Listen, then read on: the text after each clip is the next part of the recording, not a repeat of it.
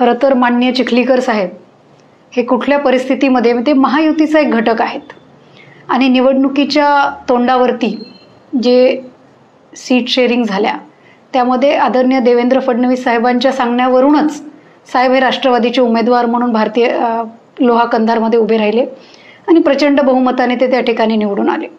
आणि खऱ्या अर्थाने मी एकटीच भारतीय जनता पार्टीमध्ये, वडील राष्ट्रवादीत आणि मी भाजपमध्ये असा विषय नाही आहे। याआधी सुद्धा अनेक खुलासे झालेले आहेत। माननीय दानवे साहेबांच्या कन्यासुद्धा शिवसेनेमध्ये आहेत। दानवे साहेब स्वतः त्यांचा मुलगा संतोष भाऊ हे भाजपमध्ये आहेत। नारायण राणे साहेबांचा एक मुलगा शिवसेनेमध्ये आहे, एक आता माननीय राणे साहेब हे मंत्री आहेत। त्यामुळे अशा अनेक ह्या ॲडजस्टमेंट्स जिल्ह्यावर नाही तर महाराष्ट्रभर त्या ठिकाणी झालेल्या आहेत आणि त्याचाच एक भाग म्हणून लोहा कंधारमध्ये सुद्धा ही ॲडजस्टमेंट झालेली आहे।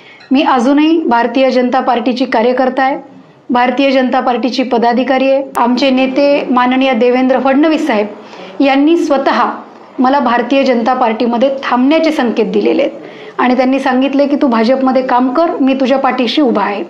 त्यामुळं आता हे नव्याने आलेले भाजप माझ्याविषयी काय बोलते मला खरंच ह्याचा काही फरक पडत नाही। माझं काम चालू आहे, माझं संघटन वाढीचं काम सुरू आहे। त्यामुळं ह्या अशा टीका टिप्पणींना मी फार महत्त्व देत नाही।